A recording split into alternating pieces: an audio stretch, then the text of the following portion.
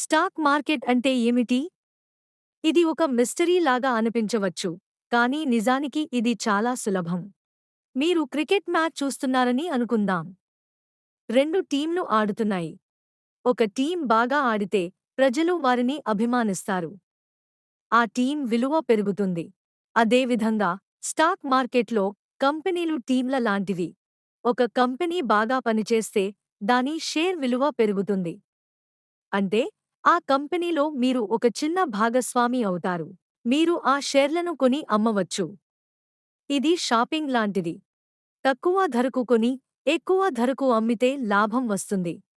కానీ ఒకవేళ కంపెనీ పనితీరు బాగోలేకపోతే షేర్ విలువ తగ్గుతుంది. అందుకే పెట్టుబడి పెట్టే ముందు కంపెనీ గురించి తెలుసుకోవడం ముఖ్యం. స్టాక్ మార్కెట్ అనేది కంపెనీల పెరుగుదలలో భాగం పంచుకోవడానికి ఒక మార్గం. ఇది సంపదను సృష్టించగలదు, కానీ రిస్కులు కూడా ఉంటాయి.